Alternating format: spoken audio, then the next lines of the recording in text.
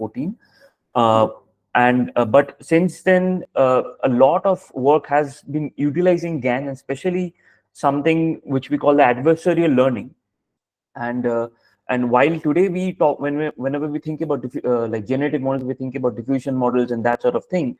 But GANs are also pretty effective, and like considering considerable resources, they have been really been able to give very nice performance.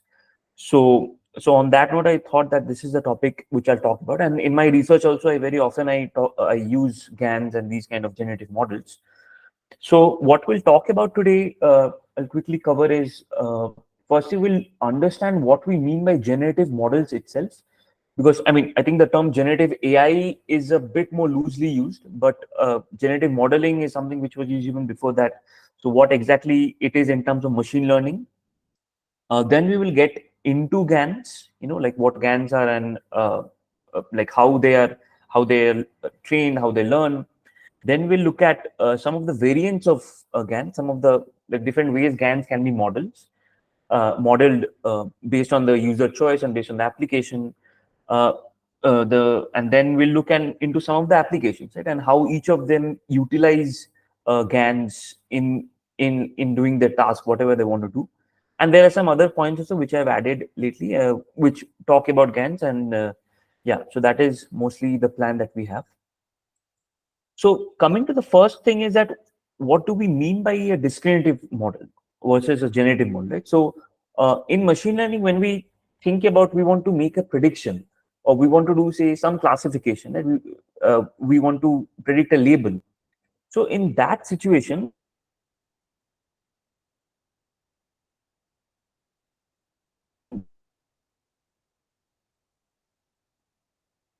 in this figure, if I have two data points, so there my goal is to learn the boundary which very nicely classifies these two classes, right? So that is the goal of discriminative model, and it works very well in these use cases. But think of this example. Say I have a discriminative model. I have a classifier which is able to classify a picture, whether it's of a dog or not, right? So in that case, maybe it's the best classifier. Maybe it can very accurately say whether the image is of a dog or not. But if I ask it to generate the image of a dog, it won't be able to do that, right? So the reason for that is it understands only how to distinguish between dog or not, but it doesn't understand how the image of the dog is generated. Right? So that is what makes the difference. And so that is the main thing about discriminative model. It doesn't learn how the data is coming. In contrast, a generative model, it learns how the data was generated, right? So, and how it does that, it learns the probability distribution of the data, right? So in the same image of the two classes of data that we have, the red and the blue, here what this modeling will try to do is it will try to look at, first it will try to look at one class of data, and it will try to understand the distribution of that data, right? Then it will look at another class of data and it will try to understand the distribution of that data, right? So looking at this, it is not just learning the distinction between these two, but it's learning the data itself, right? So and using that, it can maybe do a classification task. So I mean, there is this model called knife-based classifier, which first learns how the data is distributed, then it learns to classify the data. But another interesting use case which we are most interested in today is how we can sample from the data. How we can, like, if we have images of dogs, we can even generate synthetic images of dogs, which it might not have even seen in the data set, right? So on that lines, we have some of these models which are like autoencoders, GAN, diffusion, what we mostly talk about in today's time. But yeah, so the idea is to understand, like this, I like this quote of Feynman here, that what I cannot create, I do not understand. So it's to understand something, you learn to create that thing itself, right? So that is the main idea behind how generative modeling came into picture and how they're used. Right? So that is the goal of generative model. So now, given that our goal is to understand the distribution of the data, so now we come to what GANs are specifically and how they do this exact thing, like how they learn the distribution. So to define GAN in a formal way, it's a generative adversarial network, and we'll break down these terms, like what we mean by adversary. So generative adversarial network is a framework for teaching a deep learning model to capture the training data's distribution. Right? So it's important to understand the data's distribution. so that new data from the same distribution can be generated, right? So say given this image, this data set of images of some handwritten digits, which is the MNIST data set, so it will be able to generate synthetic data as well, right? So it might have seen similar things in the data set, but not the exact same images. And that's the goal. We want to create something which is synthetic, but is from the same distribution. So, so what happens here is that there are two models, right? So one model is the generator, which is typically very common in any kind of generative model. And the other model here is a discriminator. That's something which is unique in GAN, right? And these two models are trained in a zero-sum adversarial game. So adversarial means there's a competition in some sense, and these two models are trained in a competitive fashion, right? And what happens eventually is, like, we want a generator that is able to generate realistic images. That's our goal. And the discriminator is something which should be able to identify whether the image is real or not, right? So it's the exact opposite thing, right? So so that is the goal of the discriminator, is to accurately classify between real and fake data, while the goal of the generator is to generate samples which are good enough to fool the discriminator, right? So we already can see the competition that is coming into the picture. So, and this analogy, if you think in a very realistic setting, is like the story is that if in case there is a person who is creating synthetic currency, right, synthetic money, like bills, and there is a police, right? So initially when he starts creating the synthetic money, the police will be saying that, oh, I can cash this, I can look at this data and I can say it's a fake note, right? Because I mean the number is off, the size is off. So knowing these outputs, the person who's creating the fake data, he again improve the cache, right? Improve. Now again, although it looks very realistic, but I can still say it's fake because in these areas it's not realistic. And then when this keeps happening, eventually a time will come, I mean theoretically, that when the person will be creating fake money, and the police won't be able to identify that. Right? So that is the goal of the create fake samples, and it was successful.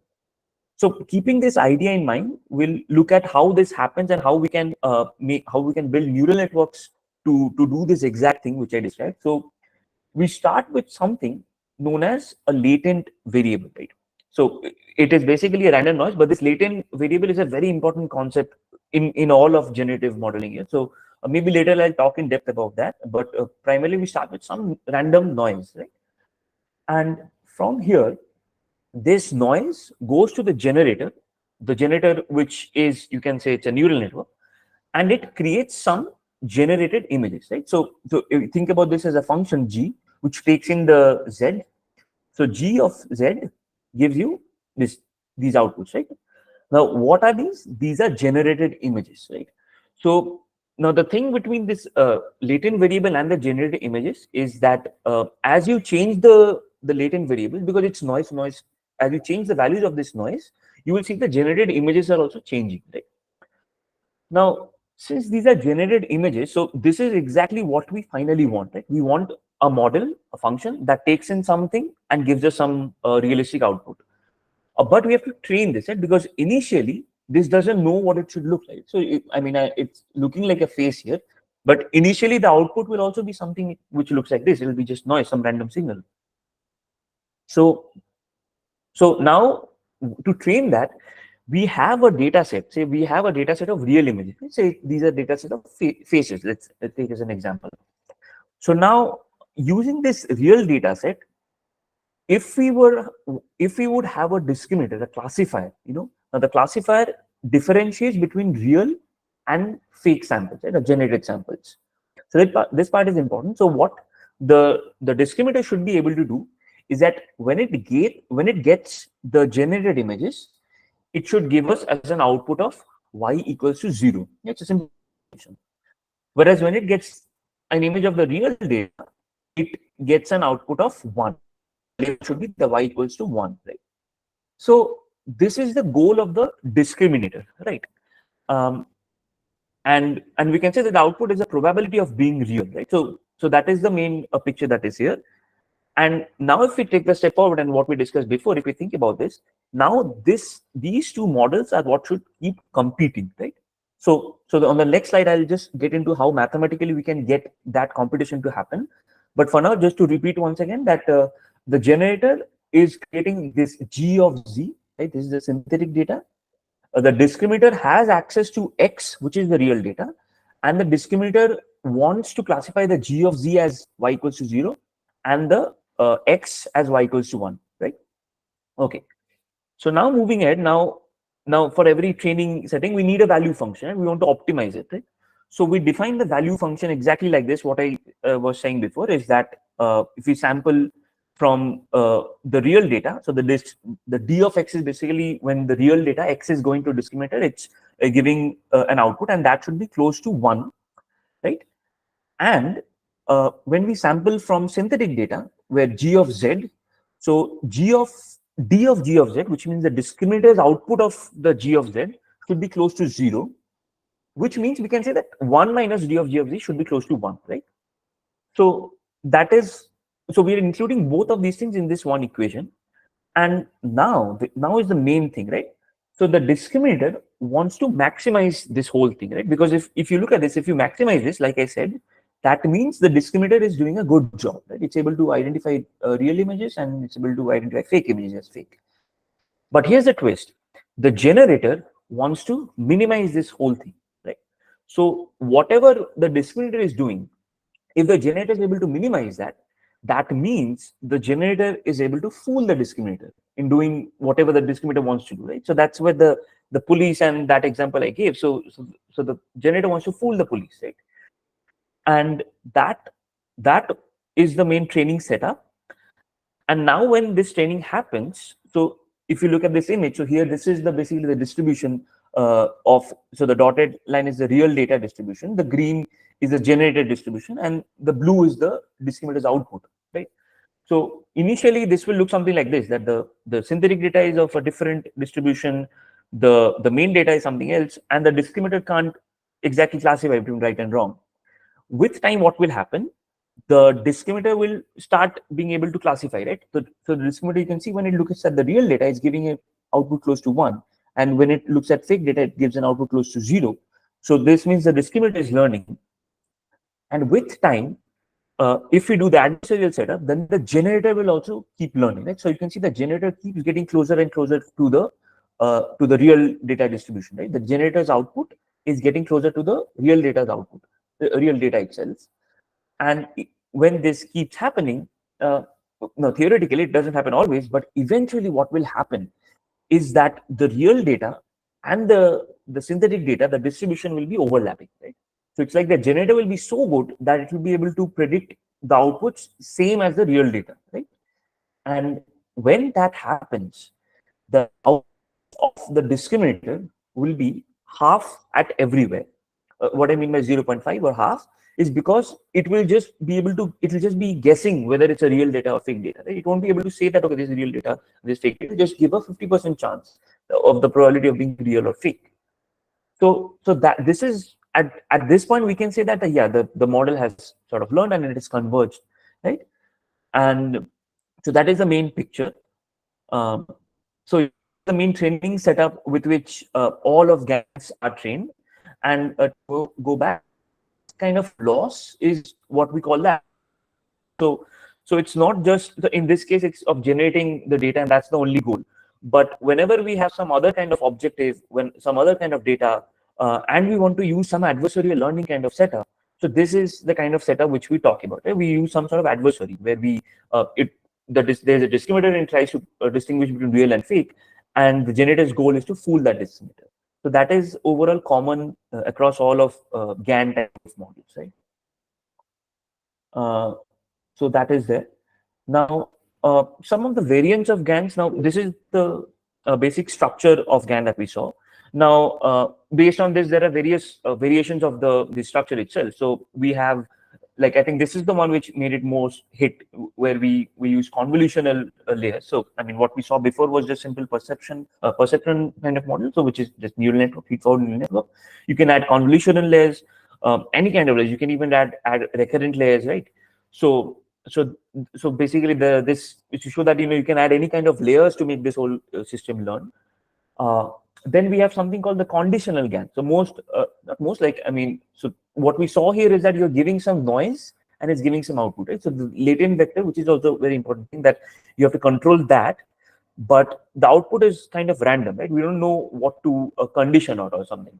But conditional GAN is, say you want to say, I want images of only the number 1, right?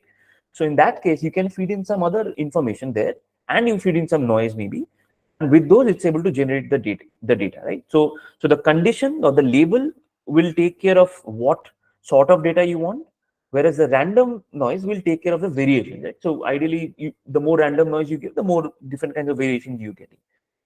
So that is the idea of conditional GAN, and most of the GAN networks we see today, say we look at the task of image editing or some manipulation. So we need to condition it on some input, right? So there's some input image or something. Based on that, you create some output, right? So that's what the idea of conditional GAN in general is.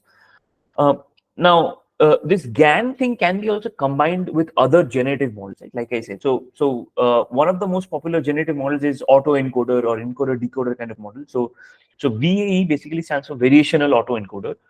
So it's a different kind of generative model. Just think about it like that. It's trained in a different setup. But what VAE GAN did is it combined the adversarial part along with that other generative kind of model. So typically, you can consider any kind of generative model, and you can add an adversarial component to that. So like that, you can have a variation of that model to add GAN to it, right? So that is one thing. There's other things also. I'm not getting much into this. Like there is something known as cycle GAN, which basically says something like, you have a distribution A. So from that you get to distribution B, and from that B to again you get to distribution A. So this is like a cycle. And if you do this kind of a thing, so you can ensure something known as cyclic consistency, right? Which means that if you're able to get back to the distribution A, which means that your this initial translation is very good, right? It's kind of like if you have a sentence in English, and if you have a sentence in French, so if you can go from that English to French and again to that English back, that means your translation is very good. So this is the main idea of cycle GAN. And also another variant I wanted to talk about is style GAN. So what style GAN does is that it takes the first Z which we looked at, right? The Z is the main initial random noise, and it passes it through some another kind of multiplication, another kind of weight layers which is there. So which we call the style layer, and then it passes through the GAN. So it's a similar example. It's just that you are increasing the layers in the architecture, and we are making more styles to be learned, right? So that is what style GAN was. So I'm not getting into the details of it, but these are some of the popular examples of some of the variants of GANs, and there are of course way more number of variants. There are many places GANs are used, the adversarial learning is used. But yeah, so these are just some of the few examples, which I think if you can cover, we'll get a good understanding of overall how and in what places these can be used, right? So with these variants, we have some very common applications that are there, starting with the image kind of modality, right? So, and with this application, I'll say like each of these gives some unique insight also how GAN was used. So the first mostly it's been used to, like to generate synthetic samples, right? So like creating faces. So you can see that initially the 2014 version of GAN maybe can create this kind of an image, but if like with time, as we had more and more convolutional GANs and those things, we had more and more realistic images, right? So like deeper networks and convolution models, which are more powerful for images. So that allowed us to do this kind of thing.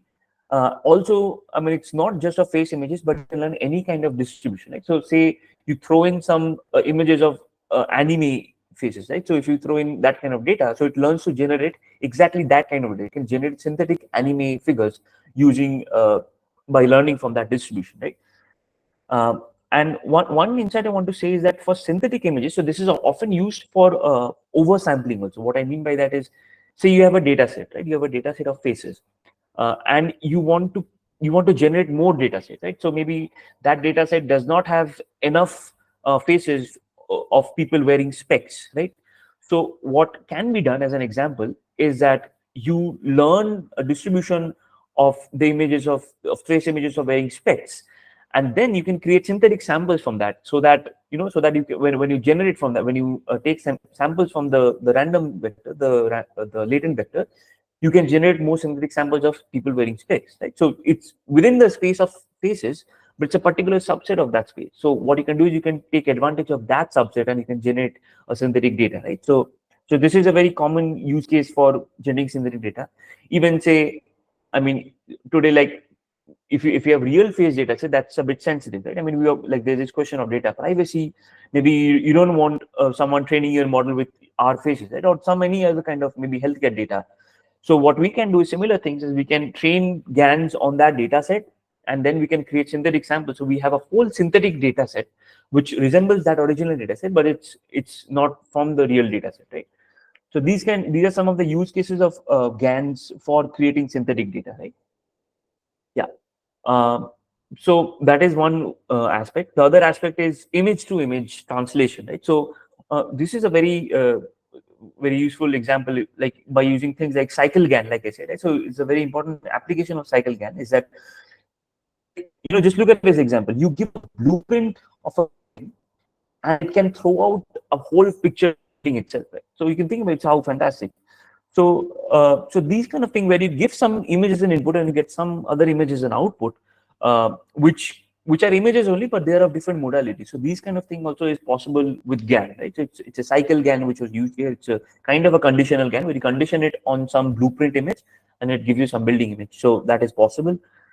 Super resolution, right? So what I mean by that is you give a low resolution image, and I mean, typically if you stretch it, what happens? If any kind of interpolation you do with traditional image processing methods, you will see it's pixelated. It's not very clear. But with GANs, what you can do is you can stretch it and it can look much smoother, right? I mean, of course, it's not a real image. Say you have a real big image and you make it small, and if you zoom it, of course, it's lossy, but it resembles that. The high resolution resembles a very realistic image. At least perceptually, if you haven't seen the original image before, you easily say that, okay, this is a generated magnified image. It will look very realistic. So super resolution is a big application. So there's like SR GAN, ESR GAN. So these are that's the main purpose of this, to take an image and to increase the resolution.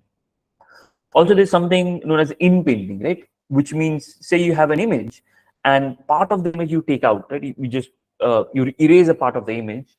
So what you can do is you can like the GAN can recreate that sort of area, and the output is something which resembles a very realistic image, and the edges and all, it's basically the transition is very smooth, right? It's not like you'll see a square kind of thing, but it's a very smooth kind of output. So these are some of the things which can be done with GAN in the space of images. And as like faces and all are a big example of images. So it's not just about static images, right? So and it's not just about general images, but you can see that example of style GAN. So very subtly we can change some particular semantic feature, some aspect of the face, say the age, the hair, these kind of things. So this change is happening the latent space, right? So as you move across the latent space, you can see this kind of change happening. So this is very useful for appearance manipulation, right? So you want to change the age of your face, you want to put in specs, maybe you want to change the hair color. These kind of things are possible if you do appearance manipulation using something like GAN. And while this is in the image space, you can imagine you can do manipulations in video also, right? So say you have a image over here and you have a video, another video here. So you can do something where you take the motion of the image and you create some output of the same or of the original image with the motion that you extracted, right? So this, although it includes various components like motion extracting and all, but the output is very realistic because it's coming from a GAN kind of an output, right? So you can see it's very much similar to the original image that is there, right? So these are some of the things which are possible in the human kind of human-centric approaches. So I personally work a lot on these human faces and human heads and human animation. So that's why I wanted to say this. But apart from that, various other modalities, if we talk about it. So if we talk about like text to image, like you give some text and maybe the GAN can give you some image. So that sort of thing is possible. And you can generate full-length videos also. Like say you give some input frames to the model. Looking at that, it can create some other number of frames also. So you can have some videos also, right? You can do something which is video to video translation also. So if you look at this image, this is also an example of a cycle GAN actually. So if you look at this over here, so this is the original images of a horse, and with this model you get the image of a zebra, right? So sorry, so that sort of thing is possible. So I think the video is not playing, but yeah, this is actually a video, right? So for every frame, if you can do something like that, then what you will see as a result is that your whole video has changed. You've changed the appearance of the whole video, right?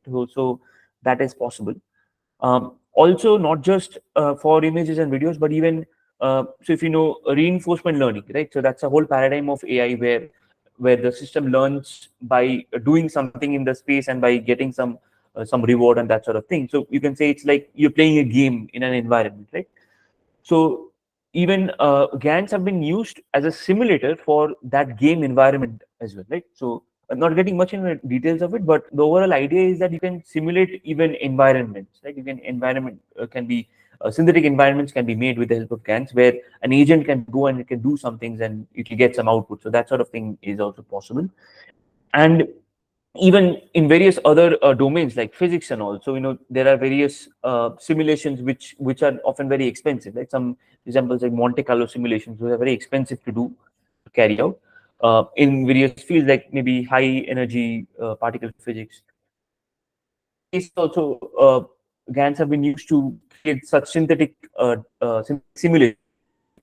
maybe with which the GAN has trained, and now you can tweak the latent vector, new kind of simulation output, right? So yeah, that these are some of the and I just wanted to show that like it's using various domains and various fields, and in each of those, it's important to take care. Like as a researcher, as a programmer, if you want to do that, what are the important things we need to take care? Firstly, what the data sort of looks like. If it's an image, then you go for a convolutional layer. If it's a time series data, maybe you go for recurrent kind of RNN kind of layers. That is one thing. The second thing is how we should train the discriminator, right? So if I want the model's appearance to be realistic, so then the discriminator should be looking at data whose appearance is of realistic, right? If I want the data to resemble a different kind of texture, like the zebra has a different kind of texture, so in that case, what we should do is the discriminator should be having examples of various zebras, and not just zebras of one particular angle, but it should take care of various angles, various directions of the camera, these sort of things, but in such ways that the texture is apparent, right? So these are the things we need to keep in mind while while deciding on the discriminator or the adversarial learning setup, right? So yeah, that is some of the things. Now, one important question is how we can evaluate the effectivity of GANs. Right now, that is there is no definite answer for that. Compared to like say classification and all, we have scores like accuracy and those in which we can very easily define, right? So number of true versus number of false. But here, how do we say that? We can't say what is true and what is false. So in most cases, one common way is human evaluation. I mean, it sounds very basic, but it's actually very effective also. Where I mean, you can take surveys where you show people images of real, not just images of samples of real data and fake data, and they don't know what are those, which are real, which are fake. So you ask them which of those are real, which of those are fake, and they give some scores. And based on that, if you see that if it's like 50%, 50-50, which sort of relates back to the main training setup I said, like if the person is creating very nicely fake notes, so the police will take a guess, it will be 50-50. So when doing human evaluation, that sort of things we try to see that if the human is accurate 50% of the time, that means the outputs of the GANs are very good, right? But apart from that, there are some ways to sort of compare the performance. So a very typical way to look at that is you have, so if you look at this figure, so you have some generative samples and you have some training, some real data, right? So what you do is you extract some feature from them, so some high dimensional feature which can be using inception net or VGG net or something like that, and then you try to compare those two features, right? So you have the extracted features, and then you want to see how close those features are, right? So the basic ideology behind this is that I mean our final output, it's very difficult to distinguish, but if the feature space in between is easy to distinguish, if they're not easy to distinguish, if they're very similar, if they're overlapping, that means the model is kind of good, right? It has distribution nicely. That is the basic ideology. Now, the differences are, what you extract, what features you extract, how you compare those features, right? What distance metric you use. So based on those things, like you can say that, okay, like these are the places of variations based on which we have this different kind of scores, like FID score, KID score, inception score. Also, we have something known as perceptual path length, which kind of is something like as you move in the latent space, you see what changes are happening in the final generated image. Right? So in the starting random noise which we started with, if you move a little, so the output should also move a little, right? So the images should vary a little. So there is a particular ratio which is related to these things. So that based on this ratio, we have this length, which is the perceptual path length. So so that is sort of what we talk about. Like these are some of the common ways to evaluate the GAN's output. There's not very definite way, but yeah, just to give some score and some understanding that okay, the model is learned. Right? So maybe if you're training a model, you see that okay, at least if the FID score and the KID scores are going down, that means yeah, at least our model is learning. Right? At least it's getting better. So yeah, that is how we evaluate some of the outputs of GANs. And some concluding points I have. Firstly, one thing to say that GANs are very effective to train in considerable resources. So I've added this tutorial by TensorFlow, where with which you can very easily can train a GAN model on Google Colab or somewhere, um, and with a given amount of data, it can learn distributions comparatively easy and comparatively to the models which we have today. Let's say like we have diffusion, stable diffusion, all those things. The underlying model is a diffusion model, and those firstly they require a huge amount of data. Secondly, they take huge, very long time to train, right? And third, they take long time to even inference, right? Like it's like today, if I just put a random noise to GAN, it will give you an image. But those diffusion models take even longer to generate the image, to even give the output also, right? It takes some minutes to give the output. So, so while diffusion is probably the state of the art model today, but GANs are also very effective in these situations, and these can give very considerably very good kind of images, right? So if you have seen this website called "This Person Does Not Exist," you can see some synthetic images of faces being created. So it's based on this style GAN model, right? So yeah, so these are some of the some of the like advantages of GANs. The disadvantage, some of the challenges, the disadvantages that are there is that GANs can be a bit difficult to train. The reason behind that is you saw the adversarial setup, right? So it's like the generator is learning, the discriminator is also learning, and they have to compete. Now there are times when what happens is maybe the generator learns, maybe the discriminator learns very nicely, right? It is so good that the generator doesn't have any space to learn, right? It's like in a city where the police is so good that there's no chance of any fake things happening, any crime happening. So it's the idea like that. But we want the generator to learn, right? So we want the police also to learn a little slowly. So taking care of these balances can be very, which is why GANs are very difficult to train in many cases, computationally. So in those cases, there are ways to take care of the issue. I mean, you don't train the discriminator as often as you train the generator. Maybe you use some regularization methods. Um, you batch size it based on how much you want to train. So these are some of the things we need to take into consideration when we're trying to train a GAN and deploy something. But yeah, but if we can have it right, so in those cases, I mean, adversarial kind of loss is very effective to take care of these issues, right?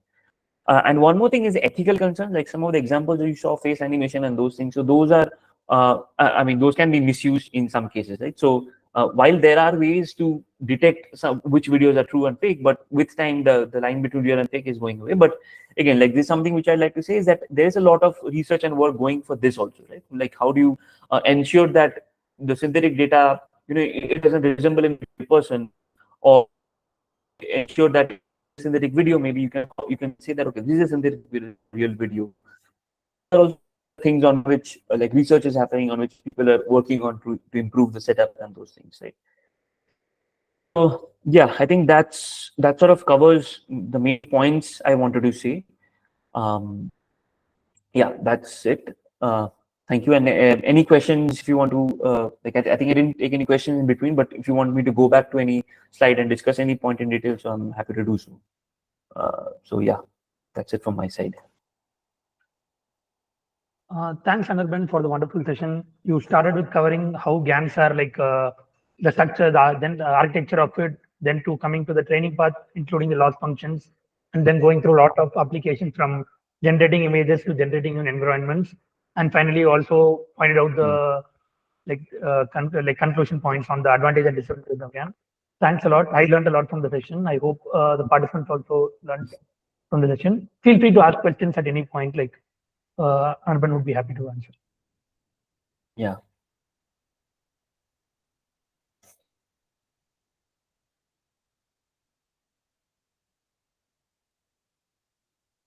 I'll start with one question. Like Anirban, like what do you like the convergence point? Like sometimes the model just goes out of scope. Like it's sometimes difficult to come to the global maxima and get stuck with the local maxima. How do you handle those problems in GANs? Yeah, typically that's when like we try to play around with the discriminator, maybe the learning rates we want to change, and also some things which are actually mentioned. So maybe I can quickly open the paper also. So this is an actual problem, this which often happens. So the way we take care of that is, we can maybe restrict the number of times the generator is learning, right, and the number of times the discriminator is learning. So using those kind of things, we can have some sort of control of like how much we want to train the generator and the discriminator. So if I get to the training setup,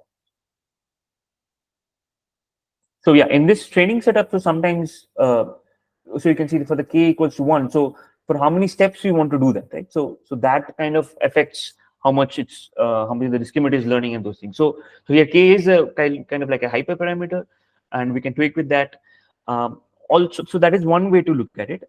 Also, some other ways to look at it include, we can like say we can play around with the number of layers of the discriminators also, right? So if the discriminator is too powerful, sometimes the discriminator has too many layers, it's learning very nicely.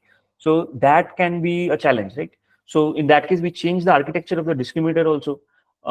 And typically it's said that the generator and the discriminator should have similar capability, similar power. So to ensure that one way we can do is we can try to keep the number of layers same of the generator and discriminator. But again, that's very empirical in some sense.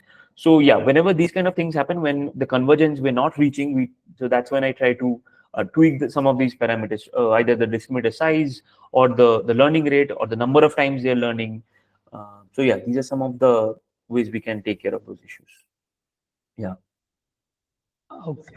There is one more question from the chat. Okay. So there's a yes. So I have a doubt. It's possible to do that reverse process of GAN.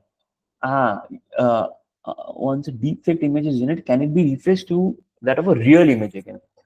Huh. So on this line, I'd say okay. So like I'll take maybe 5 more minutes to talk about something, because I think this answer will also be clear, and also uh, will will be able to understand some other things also, which for which this thing is important, right? The getting back to the real image again. So yeah, so I'll draw here only. So we, like I said, that this thing known as the latent space, right? So the place where we start our whole training paradigm, right? So which starts with a random noise, right? So if we are able to have control over that random noise, so in that case we can maybe control many other things, right? So start with an image. So this random noise, if I'm here, this from here I'm getting to some image, right? Now, the first challenge here is that this GAN, if you see, it does not have a mechanism to go from an image to the latent space, right? So that is the first challenge. That if I have an image, I can't go back to the latent space here. So for that also, there are some models which are there. Maybe I will add in the chat also. So there's something known as ID invert, right? So which exactly does this, which takes an image and projects it to the latent space. Now, as you were saying that can be, if an image has been altered, right? So say I was looking front and I have changed the image to look beside. So to understand how we can do that, that's the first step. Right? So how we can do that is we have to first understand this latent variable so good that we know that in which direction we can go in this latent space that will result in an altering of the face, right? So I'll repeat once again. So say I have an original image. right? I have an original image that I take to the latent space. I take the Z, which we can do with this ID invert, which is also not very straightforward, but say we can do that. There, I change the Z, I tweak the Z there. Let's say I have Z delta, Z tilde, and from that again I push it to this gen, right? So then I can have an altered version of the real image. So now to answer your question, to get the exact same image, I don't think is possible, because because we don't know how this was altered, right? If we know a mechanism, then we can get to the exact original image. But given the fact that if I randomly have this image and I don't know anything about the architecture and how this was done, then it's difficult to get to the exact original image. But say I have to estimate, like say I have to say that, okay, what could have been the original image? So say I was looking front, so what could have been the closest to that? So in that case, I can search for from this Z tilde to this Z, right? In some sense. So that is one way by which, like if we have altered some image and we have changed something in the image, so the change latent space. So to get to that also, I have to do something on the latent space. So this is if I don't have any idea of that thing, right? Another aspect of it is, say, in the case of the example I was giving was cycle GAN, right? If you remember. So cycle GAN, where you have a horse and you get to a zebra and you get back to the horse. So there, if I have access to these two generators, then I can do that. So if I train it in a way where I ensure that there is a cyclic consistency, which is actually the term, that cyclic consistency is there, that, okay, if I can go from A to B, I can go back from B to A.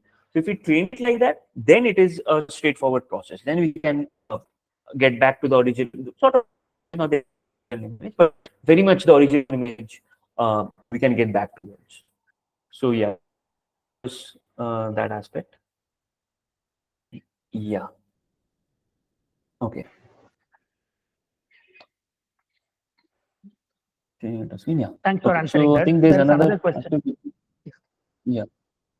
Yeah. Is it possible for unlearning from the use case standpoint? Some of the things need to be forgotten after generating a model, like some copyrighted content needs to be removed. Um, not getting much. So it's like, okay, so it's like if I generate some image, so copy, it's like, one way to remove copyrighted thing, if you say, is, maybe you can change the image. Like, just to give a very simple example, one of the works we did was on the lines of face anonymizing, right? So, it's not copywriting exactly, but say there is a video of me, say this video of me talking, right? And I want to share this video, but I don't want face to be known to people. So in that case, what we can do is we can learn a GAN. So say I know a GAN, and I can change the face of the video of all the frames, so that it sort of is not the same face, right? So that is an example by which I can change some content which is sensitive, and I can change the appearance of it. So which is, I think, in the lines of copyrighted content. Uh, on the point of unlearning, maybe you can explain a bit more, because like it's like, so once I have a learned model, so then I can use that to generate some samples. But yeah, on the lines of unlearning, I don't get. But if you maybe explain, I'll be happy to answer. How is it used post training? Okay, will it be used to generate an image given a sample image? Does it always need a sample image to generate a new image? And if it is trained to generate a particular type of image, can it only generate that type of? Yeah. So that's the most important thing, is that whatever we want the use case to be, accordingly we need to train. Okay, so if we want the use case to be generating an image which is an altered version of an existing image, right? So like the image to image thing which I said, in that case, it has to be it needs a sample image to generate a new image, right? But say that is not my use case. Say I just want to generate some random image, right? Some random image of faces. There we don't need a sample image to generate an image. There we just need some random value, some random vector, right? So based on the use case, that is what we have. And if it is trained to generate, the next question is, if it is trained to generate a particular type of image, can it only generate that type of image? Yes, that is the case. Is that because we are training it to generate a particular type of image? What type of image? That is based on what the discriminator sees, right? So if the discriminator sees face images, so it will be able to only generate those kind of images, right? So by saying type, it's a bit difficult to define, but you can understand. I think that whatever it sees, it can generate that. If it sees images of only a person without specs, so it will only be able to generate person images, face images without specs. If it has seen some example of images with specs, then it will create combinations of two. So in that case, the type of images will include specs and no specs, but it will be broadly of faces, right? But say if you throw in examples of some other kind of data, so whatever data you throw, that kind of images only it will be able to generate. So yeah.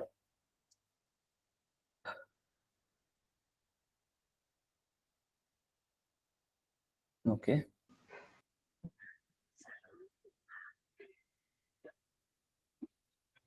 Like there's Okay. So I another thing think from there's Arun. yeah, I can see there's a link. Microsoft did unlearning on Llama to forget about Harry Potter. I think that was some language more like it, but yeah, maybe if I can quickly look at it while I'm looking. If anybody has any question, maybe I can share. Uh,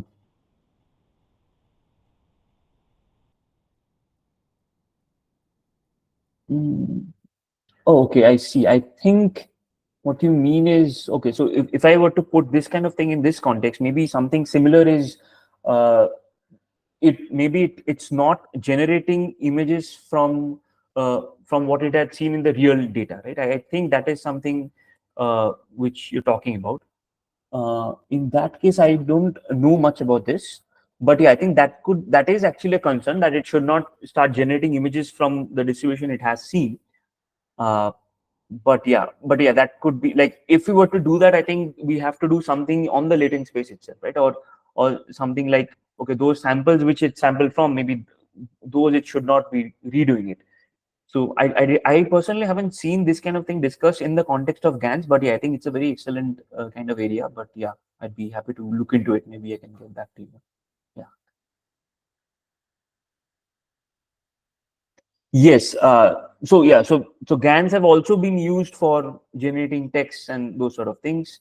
Um, I mean, although in lines of text was mostly auto-regressive models have been the state of the art, but yeah, there have been examples of GANs generating text and those kind of things. Yeah, it's all about how we model the data, how we formulate the model, how we formulate the data itself, and yeah, that's when we can make it try to learn. Yeah, yeah. Thank you. Okay, so and I think I'll be sharing the slides. So the slides include the references to the papers and things which I've discussed and talked about. So maybe if you look into those, you'll have more insights and you can understand more in depth about the models which use those. Yeah. Yes, Maitri, you were saying. Yeah. If there is any other questions, like we have few more minutes for 12. Yeah. There's Hmm. another question from Arumugam. Yeah, the beginner, can you give me path to learn DL and again? Okay, so yeah, I think the overall path is to first understand basic vision concept and the basic image processing things, how images are represented, how we can do some manipulation on the images, those sort of things. Then you can move into some machine learning based approaches. I mean, I'm assuming machine learning is that, so I'm saying talking about machine learning in the context of vision and those things. So you can start by some basic machine learning tasks and classification and that kind of things, in binary classification, multi-class classification like handwritten digits and all those things. Starting with traditional machine learning models like support vector machines and those things. Going forward, you can try to go towards neural network models, right? Which have better feature extraction capabilities and those kind of things. And the more deeper neural network models you try, you'll get more examples of deep learning models and what are the variations of those things. Then maybe get a bit into the generative modeling side of things. So for generative modeling, actually, I'd say autoencoders are a good place to start because those are simpler to train and to understand also. Like the whole idea of, okay, you have an image and you have a latent space and you want an image. So this path, it's more simpler in autoencoder setup. So I'd suggest to look into autoencoders. Uh, and then you can move into GANs, right? So it's like typical image processing things, then machine learning on image and those sort of things, uh, then generative modeling on images, then simple like autoencoder generative models, and then maybe GAN. So I think that can be one way to understand these things. And I've shared in one of these slides. I have this added this tutorial by TensorFlow, which implement a GAN from scratch. So you can look at it. Particular book for GANs I have not seen actually. So I usually follow the deep learning book by Bengio, and there's this book on deep learning, right? So good fellow Bengio. So that includes some of the discussions. But yeah, for GANs, like typically, so what happened is like the field is it had evolved so fast in the past few years that the best place to catch up was like the research papers and all. So I'd say. So there are various review papers or survey papers on GANs, right, which sort of encompass various GAN architectures. What are the intuitions? What are the different use cases and those things? So yeah, if possible, maybe I'll add to the slides. I'll maybe add some link to some good survey paper if it's out there, with which you can look at, okay, what is the overall landscape and where all GANs are used and those sort of things. So yeah, I'll add those in the slide here. I'll add references.